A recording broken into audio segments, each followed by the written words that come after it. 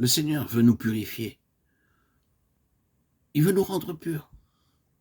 Nous sommes quelquefois portés à nous représenter Dieu comme un maître sévère, toujours prêt à fondre sur nous à la moindre incartade pour nous infliger, séance tenante, la peine que nous méritons. Prenons garde de ne pas tomber dans ce piège. Le châtiment dans Hébreux 12, par exemple, n'est pas une punition ayant sa fin en soi. C'est un instrument de pédagogie et de formation. Il est vrai qu'en général, il est associé à la souffrance sous une forme ou sous une autre.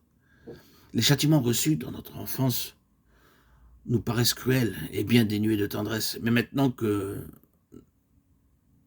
notre jugement s'est mûri, combien n'y en a-t-il pas parmi nous qui sont prêts à donner raison à leurs parents, rétrospectivement sans aucune réserve? Que serons-nous devenus sans cette sévérité? Et ceux d'entre nous qui sont des parents maintenant ont depuis longtemps changé d'idée. N'est-il pas vrai, ce qui concerne les expériences désagréables de notre enfance? Si nous regimbons encore contre certaines injustices dont le souvenir est resté tenace avec Dieu, nous ne risquons rien de semblable, car nous ne sommes pas entre les mains d'un Père injuste. C'est le plus tard que Dieu a en vue. Le résultat, un fruit paisible de justice. C'est-à-dire un état dans lequel toute trace de dissentiment ou de tension a disparu dans nos rapports avec Dieu. Ce n'est pas autre chose que la réalisation en nous du même modus vivendi, du même état de fait qui unit Christ au Père. Ainsi donc, si l'éducation à laquelle nous sommes soumis a parfois un extérieur désagréable, elle tend néanmoins toujours au même but. Notre conformité à son image.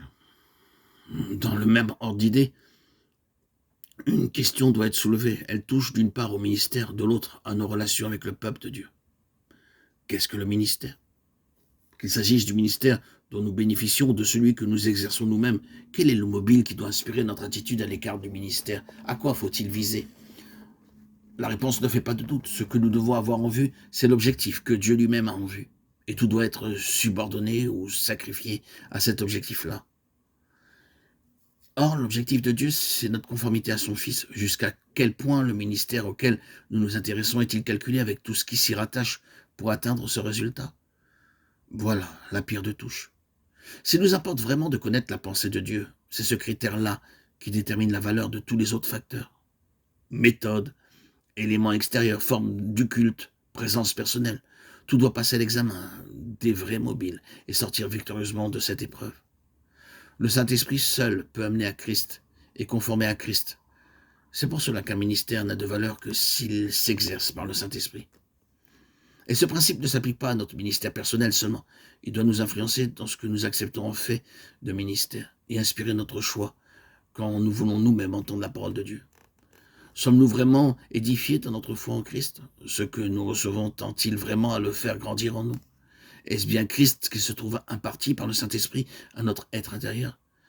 S'il n'en est pas ainsi, nous perdons notre temps, et pour intéressante et documentée que soit la prédication, il lui manque le principal. L'œuvre de Dieu ne se fait pas, et son but est manqué.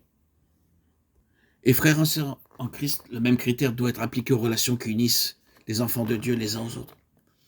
Il est si facile, quand on se rencontre, de tomber dans le piège des conversations quelconques, de parler de la pluie, du beau temps, des activités, et de se laisser aller à ce ton léger et badin qui n'est qu'une dissipation au point de vue spirituel. Puis, quand le temps a passé, on réalise que le cœur crie famine et qu'on a négligé le seul pain qui eût pu le nourrir, savoir Christ.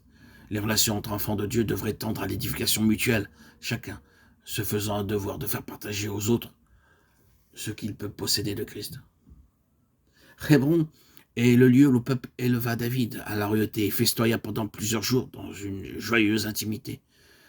La communion fraternelle devrait toujours être marquée par la joie de se trouver ensemble autour d'un Seigneur que Dieu a, comme autrefois David, élevé au trône suprême et couronné de gloire. Et ces rencontres devraient toujours avoir comme résultat un accroissement de sa vie en nous. Nous voyons ainsi que tout dans la vie du croyant est en rapport d'une sorte ou d'une autre avec Christ dans la gloire. Cette relation affecte notre vie pratique, et cela dès les premiers pas dans la vie spirituelle. L'union avec Christ n'est pas autre chose dans sa nature qu'une activité constante du Saint-Esprit pour nous conformer à son image.